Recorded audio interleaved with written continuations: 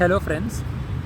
सो आज के हमारे टॉपिक का नाम है व्हाट इज़ कर्मयोग, राइट। सो अक्सर हमने लाइफ में देखा होगा कि जब हम काम करते हैं या हम जॉब करते हैं या हम बिज़नेस कर रहे हैं, तो उस समय पर हमारे कोई मोटिवेशंस होते हैं, हमारे कोई डिज़ायर्स होते हैं जो हमको पूरे करने होते हैं इन टर्म्स ऑफ मेरे फैमिली का मुझे ख्याल रखना है। कोई बोलता है कि मैं स्टूडेंट हूँ और मुझे मेरे पढ़ाई के बाद कहीं जॉब करनी है। तो every action that we do in day to day life has a motive, correct. So कर्मयोग का सिद्धांत है कि हम जो भी काम करते हैं दिन भर में, महीने भर में और साल भर में, उन सारे कामों को श्री कृष्ण के चरणों के ऊपर समर्पित कर दीजिए।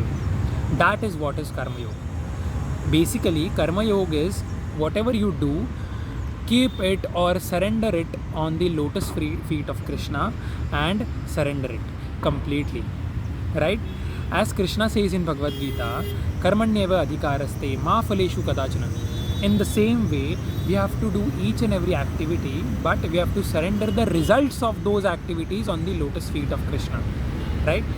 So जब हम कर्मयोग प्रैक्टिस करते हैं, उस कर्मयोग प्रैक्टिस करने के लिए उसके प्रैक्टिस करते हुए जब वो जो पैशन है हर एक चीज़ को करने का, वो जब हम भगवान के ऊपर समर्पित करते हैं, तब हम मोड ऑफ पैशन से मोड ऑफ गुडनेस की तरफ जाते हैं। लाइक वी गो फ्रॉम रजोगुण वी गो टू सतोगुण, करेक्ट। सो रजोगुण से सतोगुण को की तरफ जाने के लिए हमें कर्मयोग का सहारा लेना चाहिए, राइट।